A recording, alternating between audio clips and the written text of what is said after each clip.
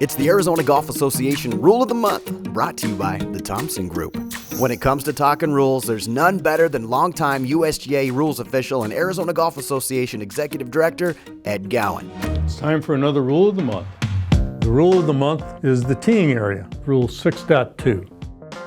Okay, a tee box, we get it, right? It's the start of a hole. It's where you're supposed to tee up your ball and temper down your swing thoughts. But it's the rectangle you need to remember. It is a rectangle. It's 2 club lengths deep. It's measured with a driver, and it's defined by the outermost edges of the tee markers, the front and the sides. So whether it's animals at one course or revolvers at another, don't move them. The tee markers are fixed. They can't be moved. If you accidentally move it, no problem, put it back.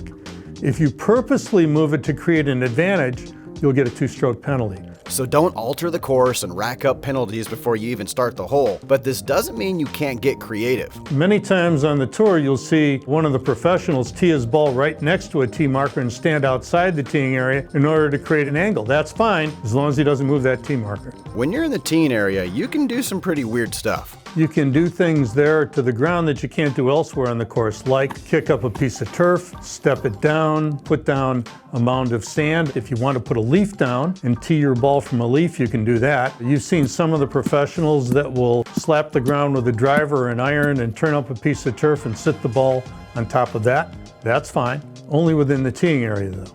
Regardless of how goofy you choose to tee your ball, the party doesn't start until you mean for it to. If your ball is teed and falls off the tee, even if you cause it to move with a practice swing, there is no penalty. You haven't started the hole, start over. The definition of a stroke is the forward movement of the club with the intent of striking the ball. And for those of you who take a stab at it, miss it, then look around to see if anybody saw, this one's for you. You make a stroke at it and try to hit it, but you whiff it and it falls off the tee.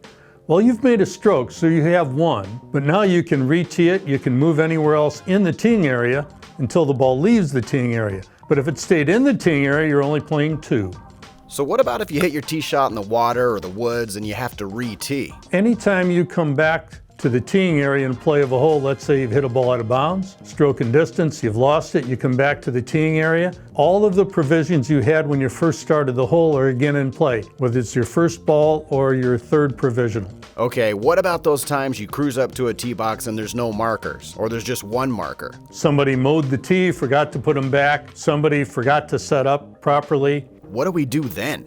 Let's say there's one marker there. It's reasonable for you to draw a rectangle where the tee markers would be square to the line of play, pick a point and play, and do so without penalty. As long as you make a reasonable judgment, you'll be okay. If both tee markers are missing, you best wait till you find somebody who can take responsibility rather than doing it yourself. For all of us amateurs, that might not matter, but for the pros, it's pertinent. For example, at a recent tour event, 14 players were disqualified because they teed off from the wrong teeing area on a par 3. The tee markers for a competition are often set on different teeing areas than one would normally expect. If you start the hole with the ball outside the teeing area, you don't have a score for the hole. So it's always best to start inside the markers. So in summary, you have a ton of freedoms in the teeing area. Keep an eye out for the markers, remember the rectangle, and try to have fun.